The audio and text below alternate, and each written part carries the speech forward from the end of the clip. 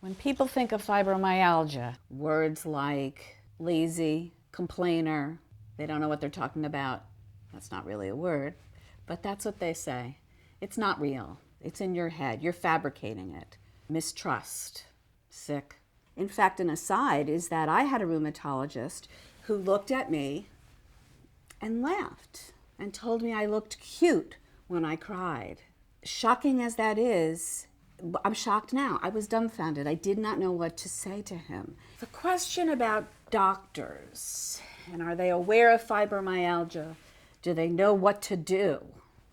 Do they know what to prescribe? Do they know that physical therapy would help? My answer is probably not, else they would cover it in insurance. But I pay somebody out of pocket every week to help move me, to stretch me, to help me be functional. The medical community used to lump fibromyalgia in with rheumatological conditions. Currently, the thinking is it's more a central nervous system issue.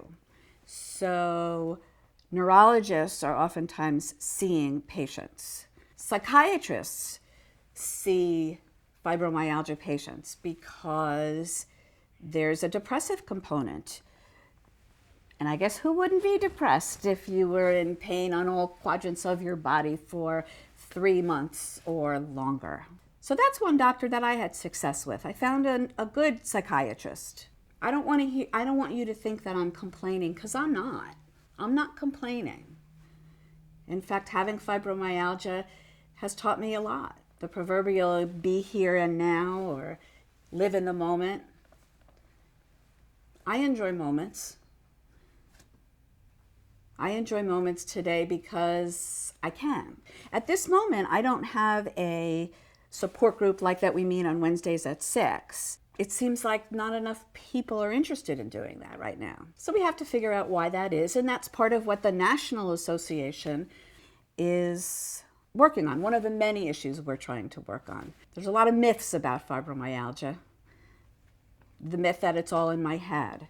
The misconception that if I just did something different, everything would go away. The belief that I'm crazy.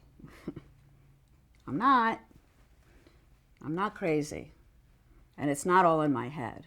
Years ago when I was diagnosed with fibromyalgia, I didn't tell anybody because I didn't want that to be how I was defined. Now, I want people to know because they need to see a face.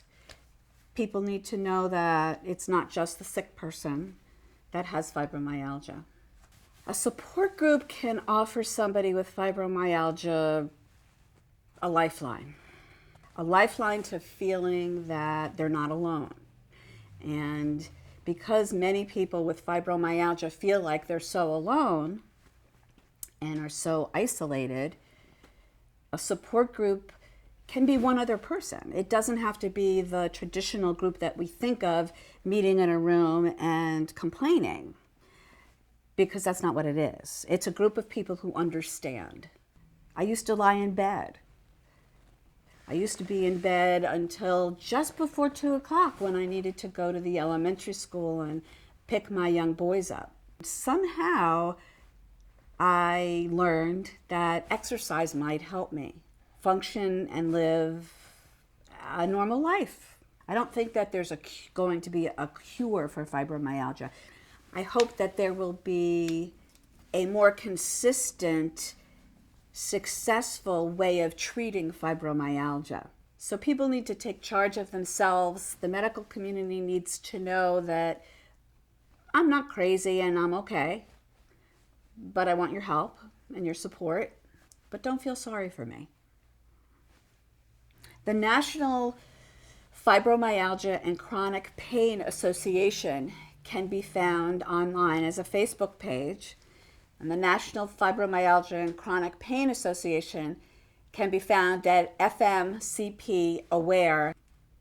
The Florida Network can be found at Florida Fibromyalgia and Chronic Pain Network. My final thought is thank you for wanting to make this film and for for those of you watching, thank you for watching. Please support us.